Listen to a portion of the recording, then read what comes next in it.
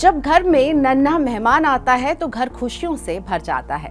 चंडीगढ़ के रहने वाले संदीप भी बिटिया के जन्म की खुशी में फूले नहीं समा रहे।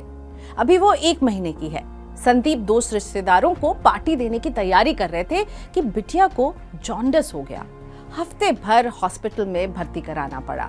पूरी बचत इलाज में ही खर्च हो गई। संदीप पार्टी के लिए मन महसूस कर ही रह गए। अगर संदीप ने बिटिया का हेल्थ इंश्योरेंस कवर लिया होता तो ये नौबत नहीं आती।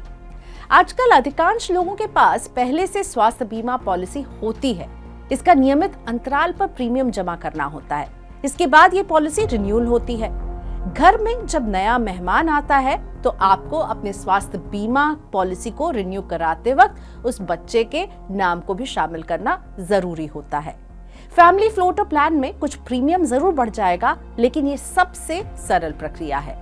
अगर आपके पास कोई ग्रुप हेल्थ इंश्योरेंस प्लान है, यानी दफ्तर से आपको एक इंश्योरेंस प्लान मिला हुआ है, तो उसमें भी बच्चे के नाम को शामिल करना नहीं भूलिएगा। आजकल कई हेल्थ इंश्योरेंस कंपनियां बच्चों के लिए अलग से बीमा कवर भी दे रही हैं। इनमें Aditya Birla active assured diamond plan, Bajaj Allianz health guard plan, भारतीय अक्सा की हेल्थ एडवांटेज प्लान और care plus health insurance plan शामिल हैं, जिनमें 1.5 लाख रुपए से लेकर 3 करोड़ रुपए तक का कवर मिल रहा है। अब ये जान लेते हैं कि इसमें क्या क्या कवर होता है। अगर बच्चा अस्पताल में 24 घंटे यानी 1 दिन से ज्यादा समय तक भर्ती रहता है तो बीमा पॉलिसी इस खर्च को कवर करेगी। इस खर्च में आईसीयू चार्ज, दवा, जांच, room rent, nursing charge, doctor की फीस आदि शामिल है। इन पॉलिसियों में अस्पताल में भर्ती होने से पहले और बाद के खर्च को भी शामिल किया गया है। इस तरह के खर्च में भर्ती होने से 60 दिन पहले और छुट्टी मिलने के 180 दिन बाद तक का खर्च कवर किया जाता है। ज्यादातर पॉलिसियों में बच्चे के वैक्सीनेशन का खर्च भी कवर्ड रहता है। हालांकि इसमें 2500 रुपए तक की सब लिमिट भी हो सकती है। सब लिमिट का मतलब हुआ कि बीमा कंपनी वैक्सीनेशन का खर्च कितना देगी ये पहले से ही तय होगा। जिन लोगों के पास पहले से मैटरनिटी पॉलिसी है उसमें 90 दिन तक के बच्चे के लिए ये कवर शामिल होता है। अब समझिए क्या होती है बच्चे की न्यूनतम आयु जब उसे कवर मिलेगा।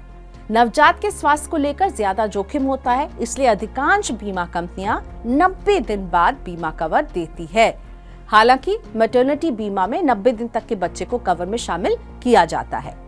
कुछ कंपनियां ऐसी भी हैं जो बच्चे के जन्म के साथ ही बीमा कवर मुहैया कराती हैं। ऐसे में आपके पास कई विकल्प मौजूद हैं। इनमें से आपको जो बेहतर लगे उसका चयन कर सकते हैं।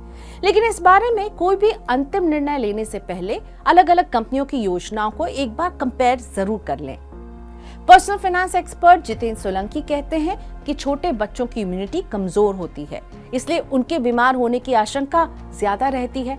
इसी तरह बच्चे दुर्घटना के भी शिकार हो सकते हैं और इस जोखिम को कवर करने के लिए भी बच्चों के लिए हेल्थ बीमा कवर लेना जरूरी है।